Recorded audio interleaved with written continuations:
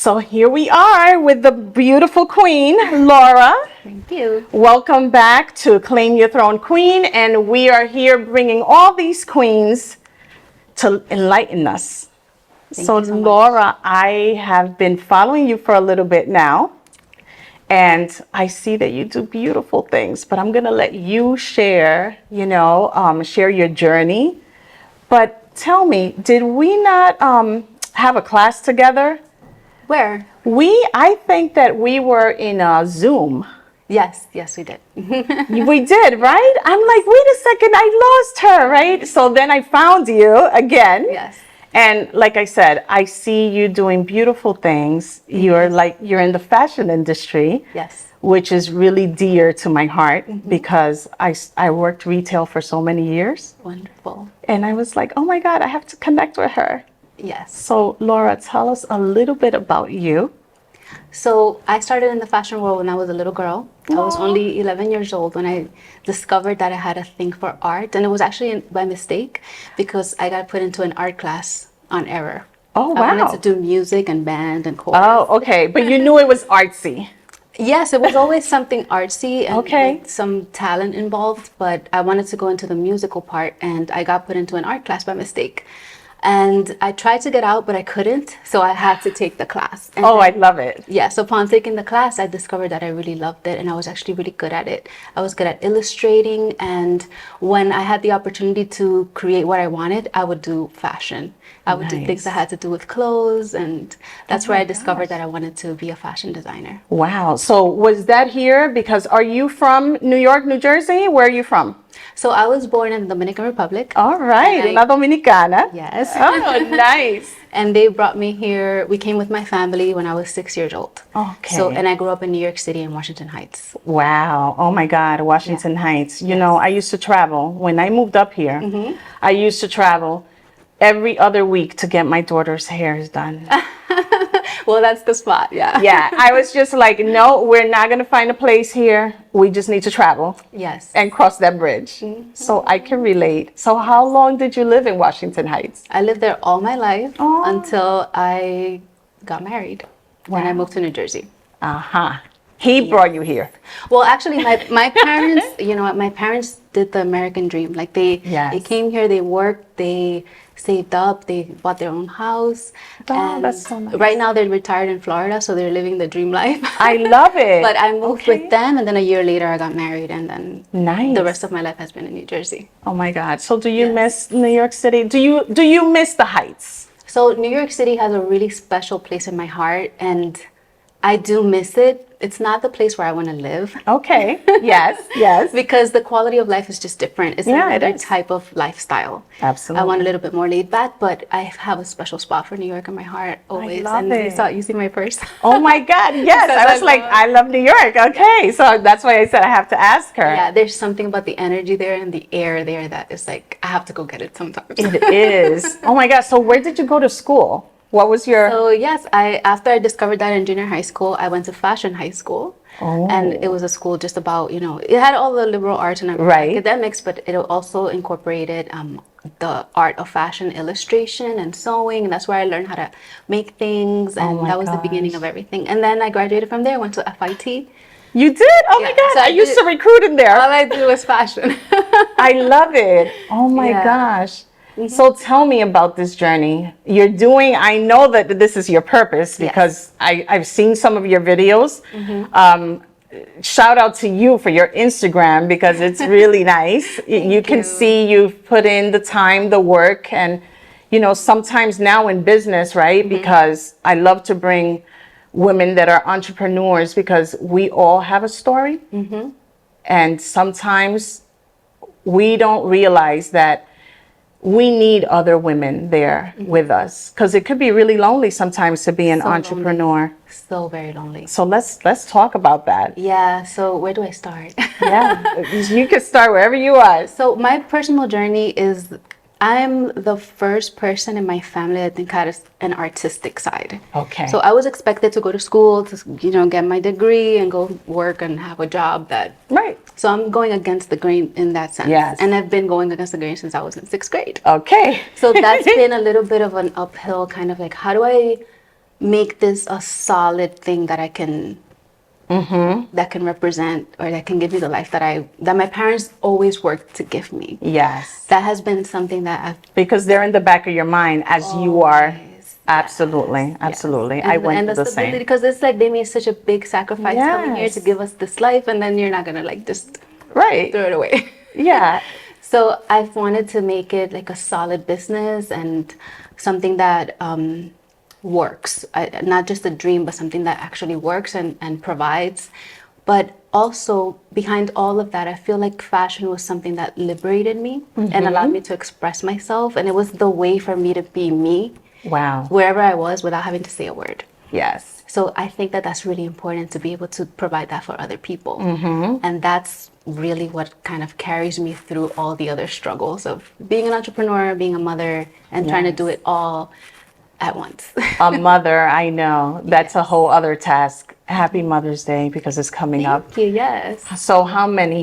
How many? So I have 3 boys. Okay. Nice. I have 3 boys, so I'm like the only very feminine.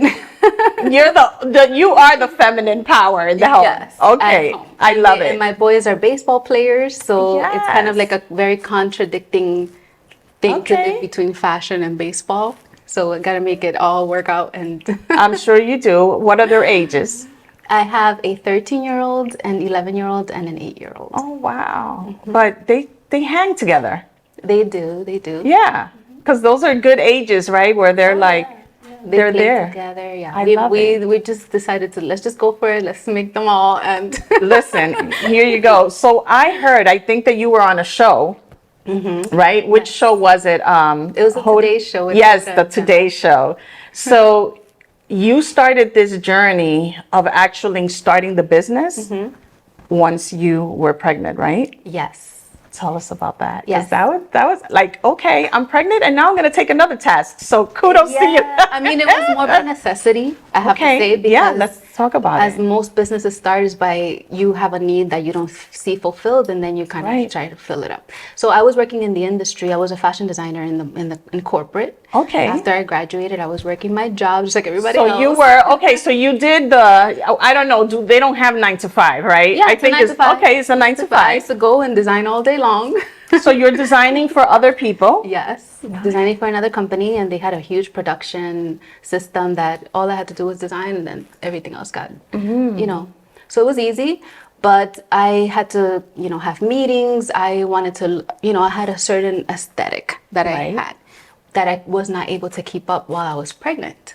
Like I couldn't find the kind of clothes that I would normally wear. Because you were While I still was going into pregnant. work. Yeah, I was working. Right. Okay. I was So here's a working career. pregnant woman. Yes. So you have a career, and you're like, I don't know what to wear to work. Yeah, I want to still look like myself. It was a cool job, like in a cool New York City Yes. office. And I didn't see any reason why I should look like a pregnant lady. There you go. No, I just I wanted to look hear like you. Listen, I give you kudos for that because a lot of us, me included, I mean, I remember at times, I also have 3, but at times I completely let go. I was like, okay, I don't find nothing, it's whatever. It's Give me one of your t-shirts, honey. Yes. It's exhausting. It is exhausting. So would you say going back onto, to that career, would you say you got the basics from that? From the career? Yeah.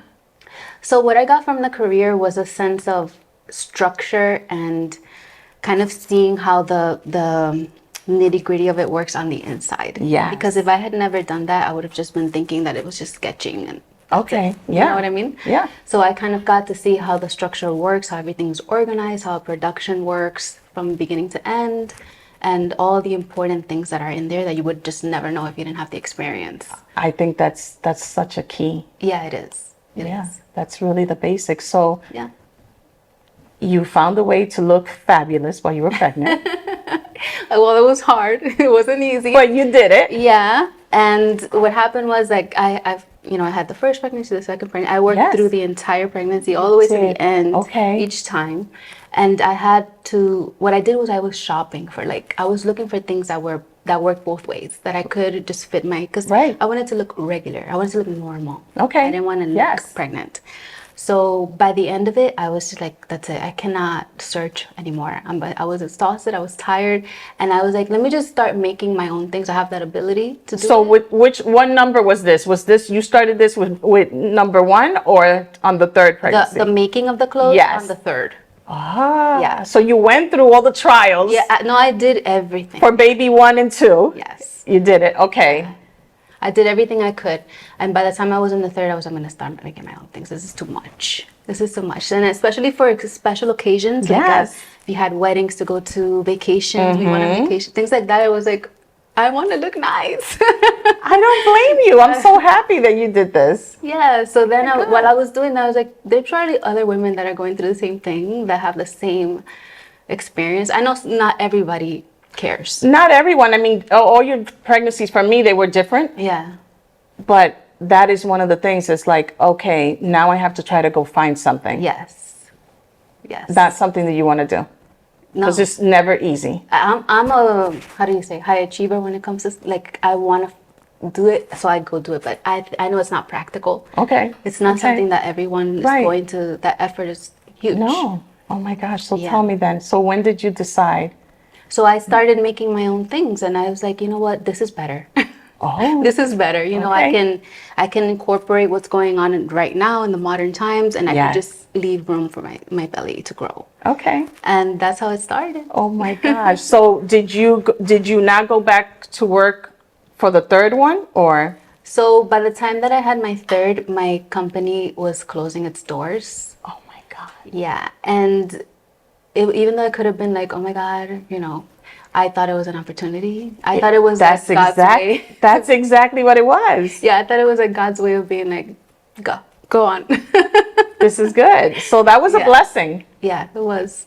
Oh my God. And then I was like, you know, I have the tools, I have the machines. You have the knowledge. I have the You've knowledge. had the practice. Yes. Let's and then go. I decided I'm gonna just put a few pieces online and see what happens, and you know, that's where So that's how it all started. that's how it all started. So how was your husband? Was he already knew that this was coming? Or was he shocked that you were starting this new adventure? Oh no, he didn't know this was coming. I just started making the stuff, and then I was like, oh, this is nice. I like this. This is totally commercial. I can make this myself if I have to. Right. And then I just started putting them online. It wasn't like a big. No, you just started working. I just started really small. Okay. Really small, and I was pregnant. And I remember I got my first order right before I had my third baby. I left the order for somebody to drop it off at the post office. That is so nice. So today I actually shared one of your stories of where you talk about how, you know, no one sees the back end. Yeah. And sometimes it's true. Sometimes you're working, and then you're wondering, is anyone seeing me? When is this really going to kick off, right? Yes. And as we discussed before, it can be really lonely. So how did you maintain staying, you know, in the game? Like saying, okay, I'm going to continue this because I'm still waiting for a call, and you're waiting for an acknowledgement. So who was your first acknowledgement? Who was my first acknowledgement? Well, I have to say that almost every time that I've had a dark night of the soul, that's what I call it, because that's what it is. Every time that I've had one of those where I'm deep down, like, should I just let it all go? Wow. Something happens. Nice. Somebody emails me. And even this last opportunity that I got for the Today Show, Yes. I was having a moment. Like, I was looking around my studio like, am I doing the right thing? Like, is this worth it? Is this gonna work? Like that? Yes. Because we have those moments, and I think that sometimes we're not so honest about those things. And you know, I think that clarity and you need to be able to talk about it. So I was sitting there and I was like, I don't know. I really felt very like, is this it? And then I had posted a YouTube video, and somebody sent me a beautiful comment on my YouTube video, like exactly what I needed to hear. Right. And then the next day, I got the call from this producer. We love your business. We really want to feature you. like that. And that has every time that I've had one of those moments, shortly after, like, it doesn't let me sink. It's like shortly after something happens, it's like, I this is a love sign. it. This is a sign. This is a sign. Last year, this happened to me where I thought I was done. We always think we're done. I thought I was done. And I went to this conference event. In the event, they held a contest, a design contest. Yes. It was the most cruel. It was like last minute. It was a ton of work.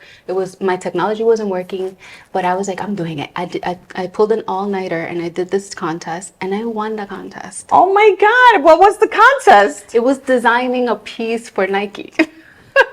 Okay, she says that lightly. No. Like, hello. It was- you imagine? Okay, can you design a piece for Nike? Come on. But Nike had options. A lot of people tried out for the thing. I know, but you and it was like, won. exactly. So I was like, this is the sign. And I won with a maternity piece. Oh my I won God, with that's awesome. which is a rare, weird thing. So I was like, God, I have to listen. I have to pay attention. And I obeyed that. Like, once I get that, I'm like, okay, I see it. I hear you. I know. And that's what has kept me going. Kept you through this whole going. time.